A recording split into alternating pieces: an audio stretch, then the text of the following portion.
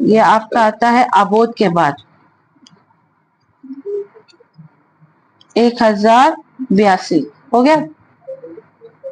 आज हम लोग जानेंगे कि हमारे बिखरे हुए घर को, ध्यान दीजिएगा इधर, है ना, ढूंढ लीजिएगा बाद में, यहाँ ध्यान से सुनिए। परमेश्वर हमारे बिखरे हुए घर, बिखरे हुए जो टूटे हुए घर है, बिखरे हुए घर है, उसको चंगाई देना चाहता है। आज फास्टिंग के फर्स्ट डे में परमेश्वर आज प्रॉमिस कर रहा है कि वो हमारे हर बिखरे हुए परिवार को, हर बिखरे हुए रिश्ते को, हर टूटे हुए घर को, हर टूटा हुआ रिश्ता, हर वो चीज जो आपके जीवन में टूटा पड़ा है, बिखरा पड़ा है, उसको परमेश्वर क्या करने जा रहा है? हील करने जा रहा। बोलिए, मेरा परिवार, मेरा घराना, मेरा हर वो रिश्ता आज यीशु के नाम से चंगाई को प्राप्त करेगा। आमीन। एक मसीह जीवन में, हमारे क्रिश्चियन लाइफ में, एक मसीह जीवन में घर का बहुत बड़ा एक रोल होता है, एक बहुत बड़ा मायने रखता है।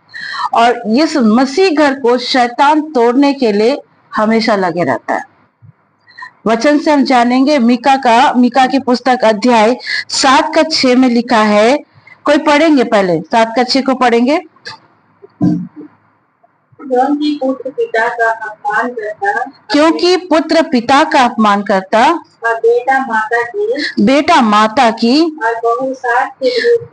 और बहू सास के विरुद्ध उठती है।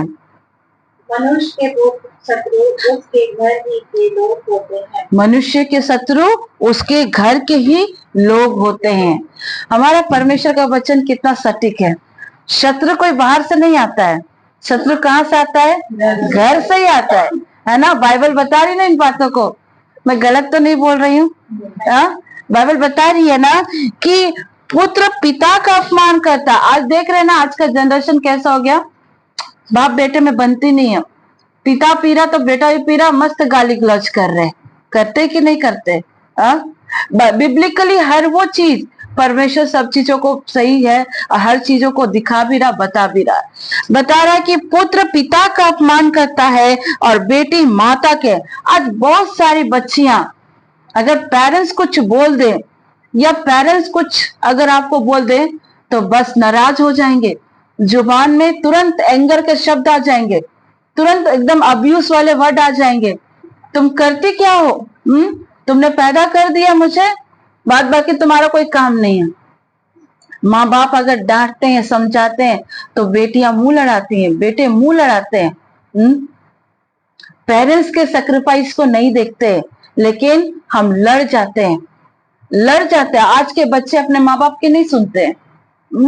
थोड़े से कुछ बात तो बस एंगर शुरू हो जाता है, गुस्सा शुरू हो जाता है, गुस्सा शुरू हो जाता है तुरंत। आप देख रहे हो, ये बाइबल में बताई हुई बातें और ये चीजें सही में हो रही है। आज बहुत सारे घरों पर क्या है ना, बच्चे सुनते नहीं है। और इसका कारण भी क्या है? कहीं ना कहीं माँ बाप का सही नींव नहीं डालने के वजह से। अगर बचपन में बच्चे को छड़ी लगाए रहते तो आज आपका बच्चा इस तरह बिगड़ा हुआ नहीं रहता, राइट? लेकिन बाइबल बताती है कि परमेश्वर बता रहा है, बेटी अपनी माता के विरुद्ध और बहू अपने सास के विरुद्ध उठ खड़ा होगी। ये बिब्लिकल बातें हैं, परमेश्वर बता रहा है। वो समय आ चुका। आज देखिए, बहुत सारे घरों में सास और बहू की नहीं बनती है। अगर बेटे के साथ बहू घूमने चले गए तो सास को लगता है कि मेरे बेटे को क्या कर ले रहा है? गुलाम बना ले रहा है। बहुत सारी चीजें, सास बहू में पट नहीं रहा, माँ बेटी में नहीं पट रहा, बाप बेटे में नहीं पट रहा है। और पता है इसके क्या लिखा है? मनुष्य के शत्रु उसके घर ही के लोग होते हैं। कैसे? जब यहाँ माँ बेटी की नहीं बनती है, सास बहू का नहीं बनता है, तो हमारा घर के तीसरे लोग होते हैं, दैट मीन्स रिलेटिव्स। जो हमारे रिलेटिव्स होते हैं वो कैसे आग लगाते हैं? तुम्हारा बहू सही नहीं है। बेटी की फ्रेंड बोलेगी तेरी मम्मी तुमको केयर नहीं करती है, तुमको प्यार नहीं करती है, तुम अलग रहो, तुम्हारी मम्मी तुमको प्यार नहीं करती है। बेटे का दोस्त क्या बोलेगा? बेटे को रिलेटिव लोग क्या बोलेगा?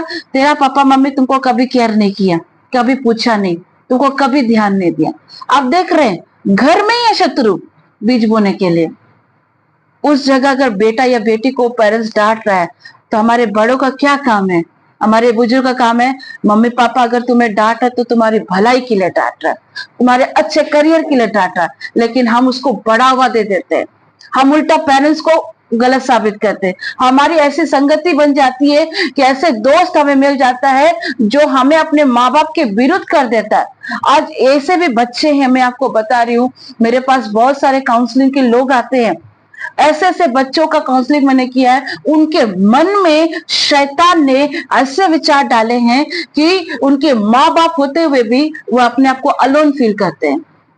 माँ बाप हैं फिर भी वो अलोन फील करते हैं। ये अनाथ की स्पिरिट क्या है? दुष्टात्मा है। वो फील करते हैं अपने आप को उस तरह की चीज। दोस्ती संगी यारी ऐसे मिल जाते हैं, अरे ठीक है तुम्हारी मम्मी ने डांटा, तुम्हारे पापा ने डांटा, चल थोड़ा सा क्या कर ले, नशा कर ले, नशा कर लोगे तो उस चीज को भूल जाओगे। हम माँ बाप के अगेंस्ट चले जाते हैं।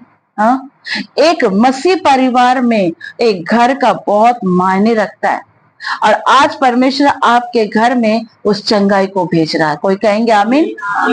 परमेश्वर आज आपके घर को चंगाई को भेज रहा है। हर एक दर्द, हर एक टूटापन जो आप दर्द से गुजरे हो, जो तकलीफों से गुजरे हो, जो एक अराजकता, दैट मीन्स घर में जो एक दूसरे का बात नहीं सुनते हैं, छोटी छोटी बातों में तकरार हो जाती है, वो सारे दर्दों को परमेश्वर क्या करता है, जहां आपको आघात लगा है, जहां आपको चोट पहुंची है, उन सब को परमेश्वर आज पहले दिन के फास्टिंग में चंगा करने जा रहा है। आमीन। यीशु की स्तुति हो, यीशु को धन्यवाद। आप समझना होगा कि ये टूटा हुआ घर होता क्या है, ये बिखरा हुआ घर होता क्या है, ये हमारा परिवार जो टूटा हुआ है, ये जो हमारा घर बिखरा हुआ है, इसको समझिए, इसको समझना बहुत जरूरी है। टूटे हुए घरों में शैतान कब्जा करता है, बिखरे हुए परिवार में शैतान कब्जा करता है, और वहां शैतान धीरे धीरे वहां के लोगों को क्या करता है, अपने वश में करना शुरू कर देता है।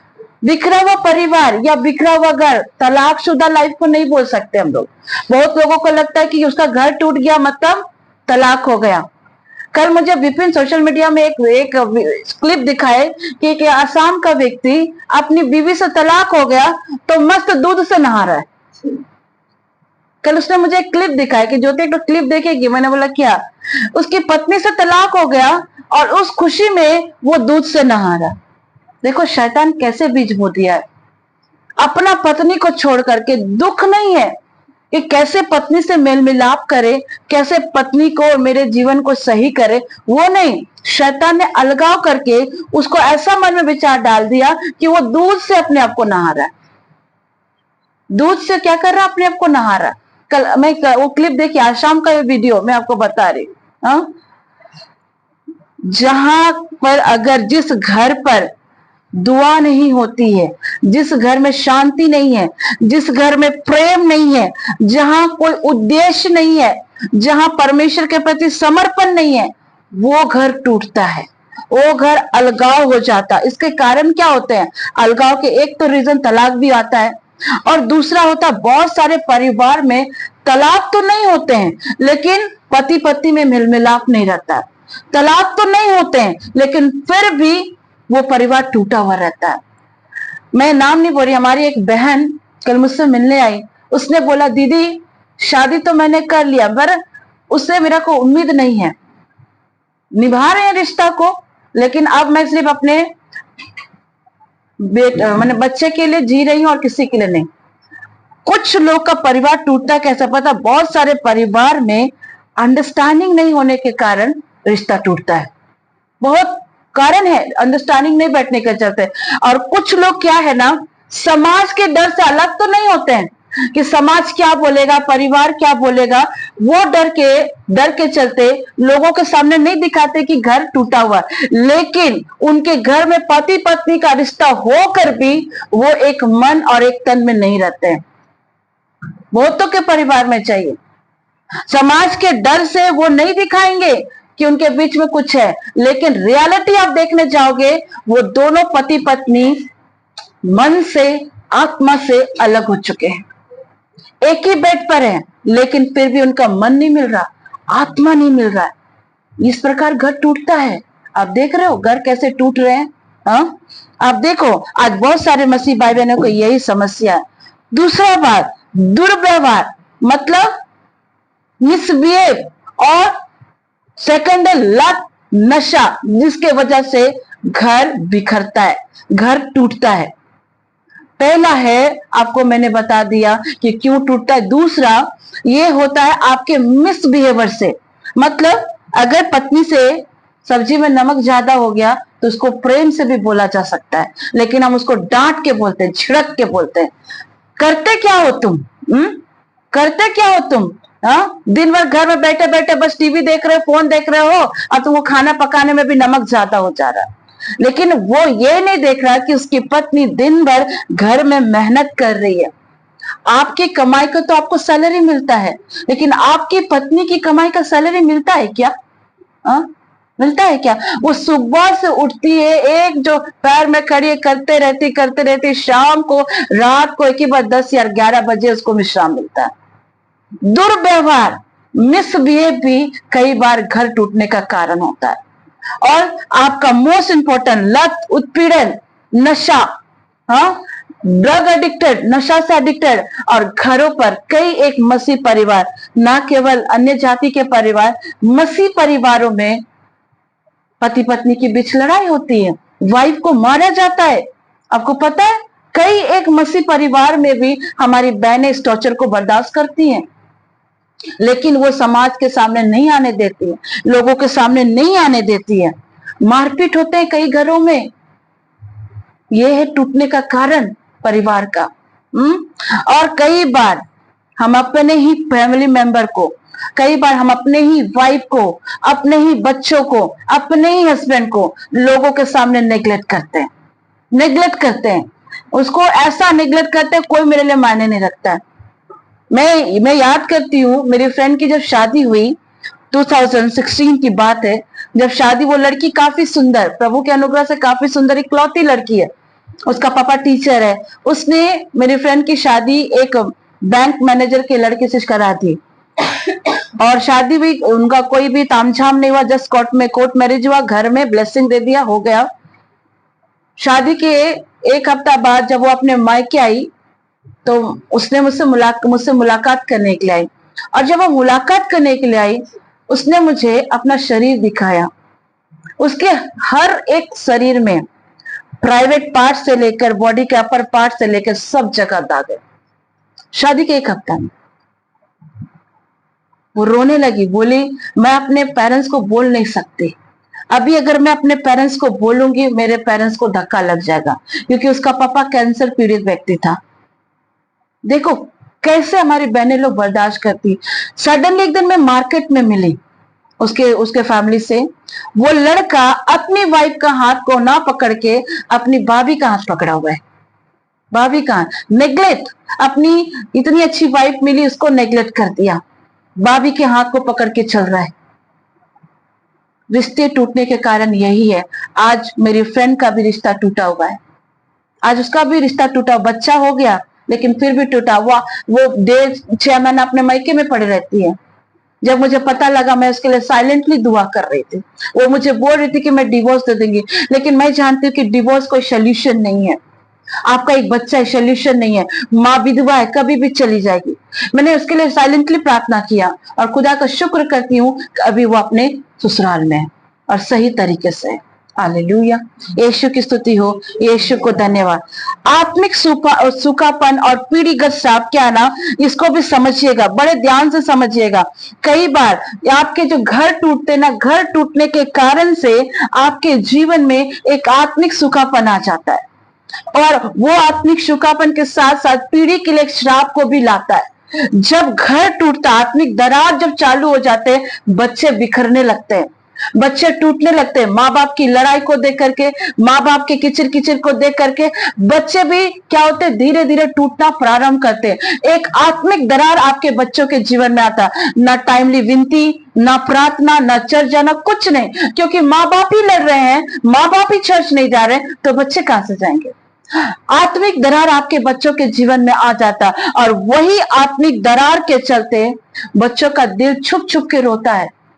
अपने पेरेंट्स को देखते रोते हुए देखते हैं और वो आत्मिक दरारों से बड़े होते हैं। शादी युद्ध का मैदान बन जाता है और बच्चे आगे चलकर अन्य जातियों में विवाह कर लेते हैं, और ये जब करते हैं तो पीढ़ियों का श्राप लग जाता है। यहां तक समझ में आ रही है बातें? हाँ, कि कैसे दुष्ट आत्मा काम करता है। हाँ, बाहर से देखेंगे, कई एक परिवार को देखोगे ना, बाहर से लगेगा कि बहुत अच्छा परिवार है, लेकिन आप जैसे उसके पर्सनली किसी चीज को देखने जाओगे ना, आपको पता लग जाएगा जो परिवार बाहर से अच्छा दिख रहा वो अंदर से बिखरा टूटा पड़ा हुआ है।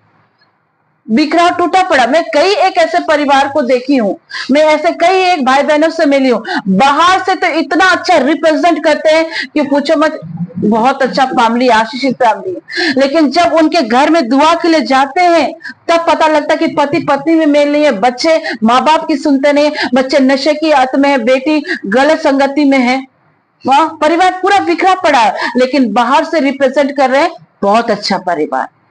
बात समझ में आ रही है?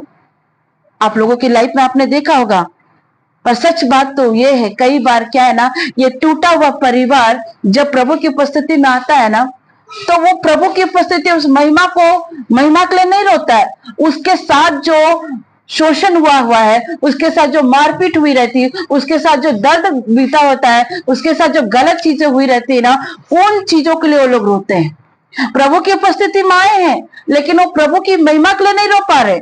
उनके साथ जो घटना घटी है, शोषण हुआ है, मारपीट हुआ है, किसी के साथ तो रेप भी हुआ रहता है, उन चीजों को याद करके वो रोते हैं, वो परमेश्वर की महिमा के लिए नहीं रोते हैं। इस बात को समझिएगा डियर पीपल ऑफ गॉड। एक घर परमेश्वर के लिए मंदिर होता है, एक परिवार के लिए एक घर परमेश्वर का मंदिर होता है। पहला तंबू बनने से पहले आदम और हवा को परमेश्वर कहाँ मिलने आया था? अदन की वाटिका में आया था ना। उसका घर, उसका जो बाग था, उसको परमेश्वर ने अदन का नाम दिया था। वह प्रभु आते थे, मिलते थे, जाते थे, उस जगह को परमेश्वर ने अदन का नाम दिया। अदन का मतलब क्या होता है? घर और वंश। अदन का मतलब है घर और वंश। बात समझिएगा, ये अदन का मतलब है। घर की चंगाई देने का मतलब, चंगाई का मतलब सिर्फ शांति नहीं है कि एक घर में चंगाई आ रहा है तो दैट मीन शांति आ जाए, बल्कि इसका मतलब है कि घर के जो अंदर के जो मुख्य व्यक्ति है, आपके पिता हो सकते हैं, आपके पति हो सकते हैं, वो जो एक याजक के रूप में है, उसको सही होना पड़ेगा। घर के मुखिया को सही होना पड़ेगा। अदन की वाटिका में आदम और हवा से देखो किस प्रकार खुदा के साथ में आदम और हवा का संबंध था। उस आदम और हवा के बीच में कौन था याजक? परमेश्वर था। तभी आदम और हवा सही चल रहे थे। लेकिन जैसे अदन की वाटिका में शैतान इंटर करता है तो क्या करता? सबसे पहले हवा को बहकाता है, हवा को बहकाता है, शक की आत्मा पैदा करता है, अराजकता की आत्मा को पैदा करता है, विद्रोह की आत्मा को लाता है। आप देख रहे हैं हवा को कैसे बहकाया? फल को खाओ नहीं मरोगे। किसने बोल दिया उसको खाओ, तुम खाओगे तो तुम परमेश्वर के स्वरूप में हो जाओगे। बहुत सारी बातें। पहले तो शक लाया, उसके बाद अराजकता को लाया, उसके बाद विद्रोह को लाया। देख रहे शैतान कैसे काम कर रहा है। ये इस प्रकार से उसके घर के पुरुष भी जो पुरुष माने जिस घर में परमेश्वर की जगह कोई स्त्री या क्या कोई पुरुष ले लेता ना, वो घर का विनाश होना तय। जिस घर में पहला स्थान परमेश्वर को ना देकर किसी स्त्री या किसी पुरुष को दिया जाए, वो घर का विनाश होना तय है। और यही वजह था कि अदन के वाटिका में हवा ने परमेश्वर को प्योरिटी ना देके, हवा ने परमेश्वर से ना पूछ करके वो परमेश्वर की जगह को ले ली थी, इसलिए वो पाप में पड़ी और उन्हें क्या किया गया? अदन की वाटिका से निकाल दिया गया। देखिए किस प्रकार से शैतान ने उसके घर को तोड़ा। उसी तरह हमारे घर पे भी होता है। कई बार हम चर्च नहीं जाएंगे, हम सोचते हैं क्या जरूरत है जाना, मिस करते हैं, वैल्यू नहीं करते हैं। कोई भी चीज में, घर में कुछ अच्छी चीजें आई है तो दुआ नहीं करेंगे, हम उसको पहले खा लेंगे, दुआ नहीं करेंगे, बाद में हम उसके प्रॉब्लम को फेस करते हैं। हर वो ब्लेसिंग ईश्वर की ओर से आती है, तो आपको बनाने वाले को पहले धन्यवाद देना चाहिए। आमेन। यीशु की स्तुति हो, यीशु को धन्यवाद। तो यहाँ जानिए क्यों शत्रु एक परिवार में अटैक करता है, इसको भी जानो। क्यों शत्रु यानी बैरी यानी शैतान कैसे एक परिवार में अटैक करता है। वो जब भी अटैक करता है ना, सबसे पहली बात जानेगा, वो इसलिए अटैक करता है आपके घर पर। शत्रु जो है, बैरी जो है आपके घर में क्यों अटैक करता है मालूम है? कोई बता सकते हैं क्यों बैरी आपके घर में अटैक करता है? क्यों शत्रु आपके घर पर अटैक करता है? कोई बता सकते हैं? बोलो। यस, परमेश्वर को क्या किया उसने? पहला स्थान नहीं दिया, और ना देने के कारण क्या होता है?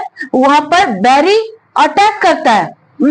ध्यान देना, इसलिए अटैक करता है। पहला तो स्थान आपने नहीं दिया। दूसरा मोस्ट इंपॉर्टेंट चीज है, क्योंकि शत्रु को पता है, बैरी को पता है कि ये घर प्रभु का घर बन जाएगा। अगर ये पहला स्थान प्रभु को दे दिया तो ये घर प्रभु का घर बन जाएगा, परमेश्वर की महिमा होगी। और जब ये घर स्वर्गीय घर बन जाएगा तो स्वर्गीय घर सभी चीजों पर क्या करेगी? विक्ट्री को पाएगी।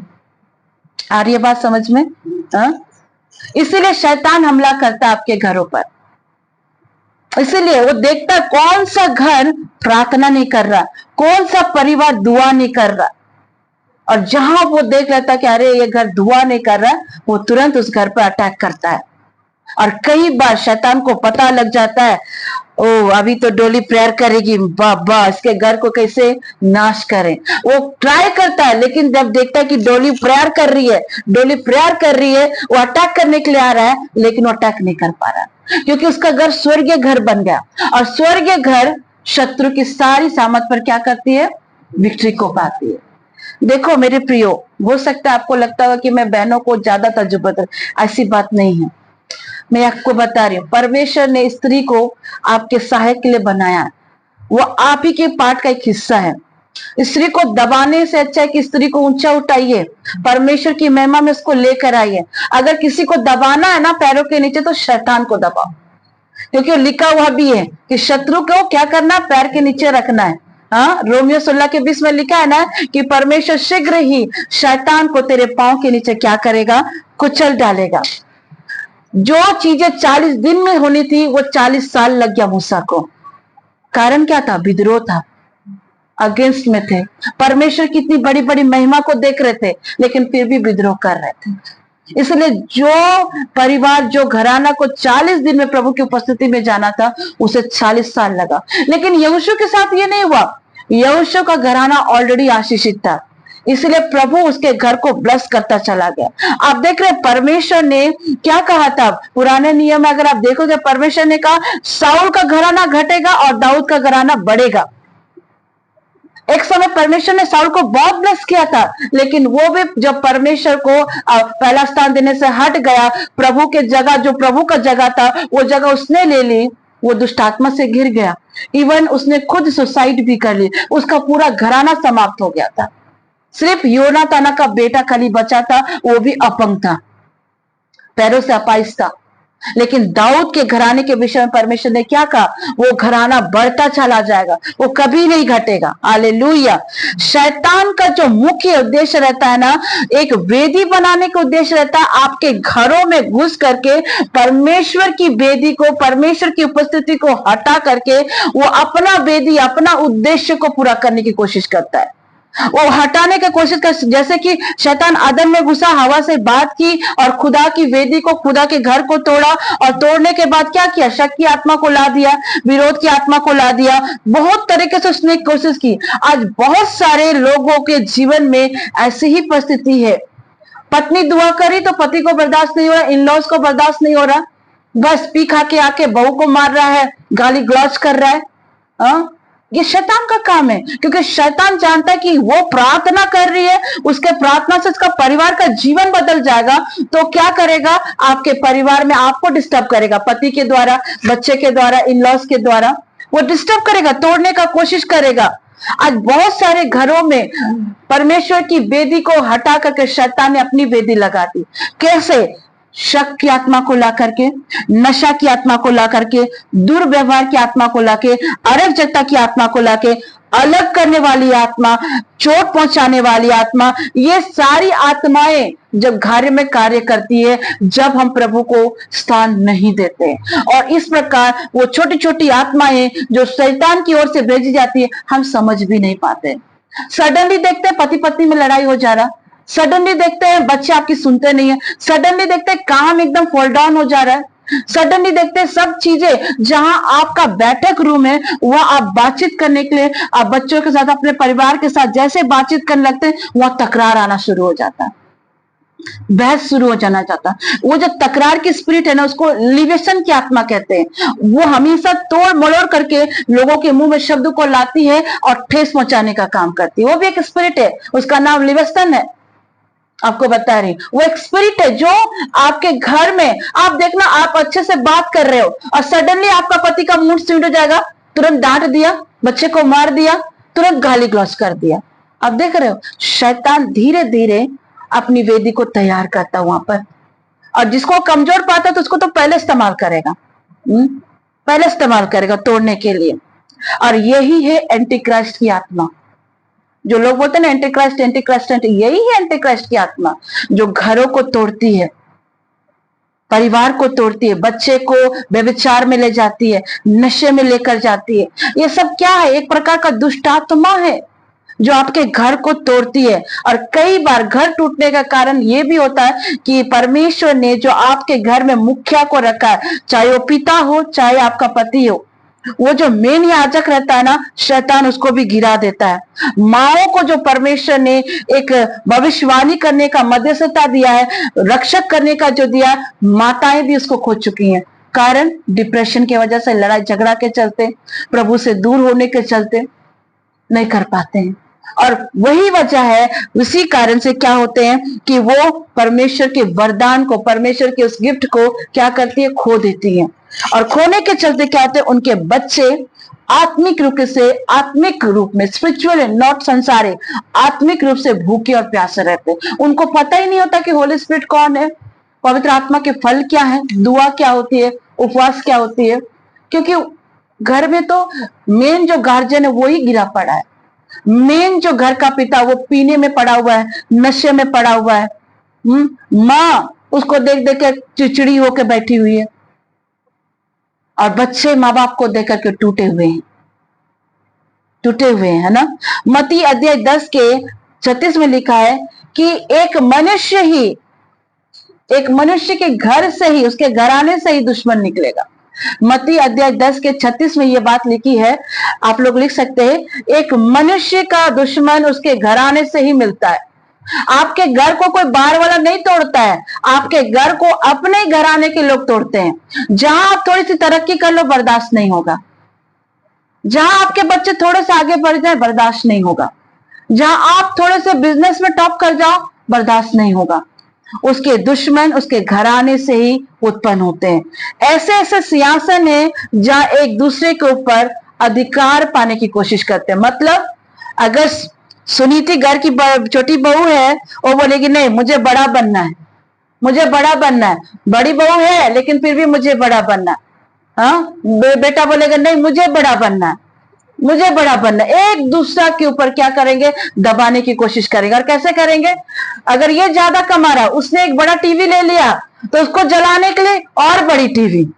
हाँ, अधिकार देखो, उसने अगर एक कार ले लिया उसको जलाने के लिए और बड़ा कार ले लिया।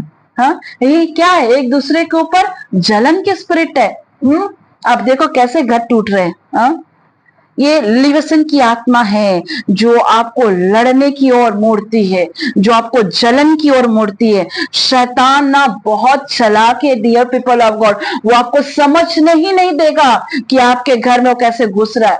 वो आपको समझने ही नहीं देगा, आपको पता भी नहीं लगने देगा कैसे आपके घर में नशा की आत्मा, कैसे आपके घर में अराजकता की आत्मा, कैसे आपके घर में लड़ाई की आत्मा घुस गई, और आपको आप समझ ही नहीं पाएंगे। मैं एक मेडिकल लाइन से, मैं स्टाफ नर्स में 6 साल सेवा दी, स्टाफ सीनियर सिस्टर के पोस्ट में। हम लोग ये चीज को जानते हैं कि अगर कोई पेशेंट बीमार है, जब तक उसका डायग्नोस्टिक समझ में आता तब तक टेंशन रहता है कि क्या डायग्नोस्टिक है, लेकिन जैसे उसकी बीमारी का पता लग जाता तो वो हमारे लिए आसान हो जाता है उसको इलाज करना। बात समझ में आ रहा है? मेडिकल लाइन में जब तक अगर उसकी बीमारी का पता नहीं लगा तब तक डॉक्टर सिस्टर सब परेशान रहते हैं, लेकिन जैसे उसकी बीमारी का पता लग जाता है उसका इलाज करना आसान हो जाता। ठीक उसी तरह आपके घर में जिस दिन आप समझ जाएंगे कि कौन सा ऐसा कमजोर कड़ी है जिस वजह से मेरा घर टूट रहा है, उस दिन आपका घर रिपेयर हो जाएगा और वो घर प्रार्थना का घर कहलाएगा, प्रार्थना की वेदी कहलाएगी। हालेलुया, यीशु की स्तुति हो, यीशु को धन्यवाद। हाँ, लेकिन मैं आज सच कहती हूँ, आप बहुत ब्लेस्ड हो। आज परमेश्वर आपके घर को बनाने जा रहा है। हालेलुया, आज परमेश्वर आपके घर को चंगा करने जा रहा है। आज आपके घर में जितने लोग पीते खाते हैं, जितने लोग अराजकता की आत्मा में, घर को तोड़ने वाली आत्मा का काम करे, परमेश्वर उनके जीवन से उन आत्माओं को परमेश्वर पूरी रीति से नाश करने वाला है। हालेलुया, यीशु की स्तुति हो, यीशु को धन्यवाद। आमीन, हालेलुया। आज परमेश्वर बोलते हैं ना, हम लोग बहुत सारे लोग बोलते हैं भाग्य किस्मत की बात, लेकिन सच कह रही हूं, आज आपका भाग्य और किस्मत प्रभु के हाथ में है। वो आपके परिवार को, आपके परिवार के सदस्य को, चाहे आपका बेटा हो, चाहे आपकी बेटी हो, चाहे आपका पति हो, उसके जीवन को परमेश्वर आज बदलने जा रहा है। यीशु की स्तुति हो, यीशु को धन्यवाद। आपका किस्मत प्रभु के हाथ में। कई बार सवाल अगर पूछना है ना, मनुष्य से मत पूछो, परमेश्वर से पूछो, परमेश्वर की हुजूरी में होकर पूछो। आप प्रभु से सवाल पूछेंगे, प्रभु भी तैयार रहता है आपको उत्तर देने के लिए, लेकिन आपको उसकी उपस्थिति में बैठने की आवश्यकता है। आप बैठोगे नहीं, प्रभु से सवाल नहीं करोगे तो उत्तर कहां से मिलेगा? आपको उसका उत्तर चाहिए तो प्रभु के वहां आपको बैठना पड़ेगा। और कई बार पता है, इज़बेला की स्पिरिट, आप सभी जानते हैं इज़बेला कौन है, दुष्ट आत्मा है। इज़बेला कई बार आपकी भावनाओं से खेलता है, आपके इमोशन से खेलता है। आपके इमोशन से खेलता है। कैसे खेलेगा? अरे मेरे को कोई प्यार नहीं करता है, मेरा पति इतना पीता है, मेरा जिंदगी क्या होगा, मेरे बच्चों का लाइफ क्या है, मैं तो माँ बाप के रहते हुए भी अनाथ हो गई। मन में ये शब्द डालेगा, इमोशन। ये शैतान का काम है, इमोशंस को डालना। आपके अंदर वो फीलिंग्स को ला देगा, वो इमोशन। और कई बार पता, इमोशंस के वजह से आप गिरते हो। इमोशंस के वजह कैसे? क्योंकि आप सामने वाले व्यक्ति से ज्यादा एक्सपेक्टेशंस करते हो, सामने वाले व्यक्ति से ज्यादा उम्मीद लगाते हो। लेकिन बाइबल क्या कहती है? श्रापित है ऐसे लोग जो परमेश्वर से ज्यादा मनुष्य पर भरोसा रखते हैं, है ना? इर्मिया के ग्रंथ अध्याय 17 के 5 में लिखा है ना? तो आपके अंदर में एक सही कम्युनिकेशन ना होने की वजह से भी हम गिर सकते हैं। एक इमोशंस को सही ट्रैक में नया लाने की वजह से भी हम गिर सकते हैं, हमारा परिवार टूट सकता है। अपने इन फालतू इमोशंस को आज प्रभु यीशु मसीह के नाम से ढाइए। ये खुदा, ये जो फालतू इमोशंस आते हैं पति के लिए, बच्चों के लिए, दूसरों के लिए, जो गंदे गंदे विचार, नेगेटिव थॉट्स आते हैं, वो सब आज यीशु के नाम से नाश होने पाए। आमीन, यीशु की स्तुति हो, यीशु को धन्यवाद। आपका कम्युनिकेशन अगर सही नहीं होगा ना परमेश्वर के साथ, तो शैतान को मौका मिल जाएगा। मैं आपको मुंह पे बता रही हूँ, आपका कम्युनिकेशन परमेश्वर के साथ सही होना चाहिए। दैट मीन्स प्रार्थना में, वचन में, दुआ में आपको प्रभु के साथ समय बिताने की आवश्यकता है। सवाल मनुष्य से मत करिए, सवाल प्रभु से कीजिए। क्या इस चीज को आपको समझने की आवश्यकता है? आपको पता है हवा कैसे गिराई गई? शैतान ने हवा को कम्युनिकेशन की तरह से गिराया, लेकिन आदम को हवा ने कैसे गिराया था? इमोशन से गिराया था। भाई मैंने खाया, तू भी खा ले, आई लव यू बोल के खिला दिया होगा। आज के बहुत सारे गर्लफ्रेंड बॉयफ्रेंड, बाबू सोना ने खाना खाया कि नहीं खाया? बाबू सोना ने तो खाना खा लिया, लेकिन तुमको उल्लू बना दिया। तुमको उल्लू बना दिया। सोचने वाली बात है। कई बार हम अपने ही दिमाग में नेगेटिव हो जाते हैं। सामने वाले व्यक्ति हमारे बारे में कुछ नहीं सोचते हैं, लेकिन हम ये सोचते हैं पक्का डॉली अन्नी मुझसे चिढ़ती होगी, पक्का डॉली अन्नी मुझसे नफरत करती होगी, पक्का डॉली अन्नी मेरे लिए कुछ ना कुछ सोचती है। लेकिन इधर मेरी डॉली अन्नी मेरे लिए इतना प्यार उमाड़ करके रखी है, नहीं वो मेरी ननद है, उसके लिए मुझे कुछ करना है, उसके लिए कुछ करना। इधर मेरी अन्नी मेरे लिए अच्छा सोच रही है, और इधर मेरा इमोशन उसके लिए नेगेटिव हो रहा। कई बार हम अपने दिमाग से ही सामने वाले व्यक्ति के लिए नेगेटिव हो जाते हैं, लेकिन सामने वाला व्यक्ति आपसे प्यार करता है, आपके लिए दुआ कर रहा है, आपकी परवाह कर रहा है, लेकिन आप उसको समझ नहीं पा रहे। कारण क्या है? गलत कम्युनिकेशन। किसी ने आपके विषय उसको बोल दिया, आपने उससे बात ना करके तीसरे वाले व्यक्ति की बात को सुन करके अपने रिश्ते को खराब कर दिया। कई बार बोलते ना, कौवा कान उड़ा के ले गया, तो हम कौवे के पीछे भागते, कान को नहीं छूते। कम्युनिकेशन सही नहीं रखने के चलते शैतान को मौका मिलता है, और यही मौका आदम और हवा के जीवन में आया। बात समझ में आ रहा है आपको? क्लियर है?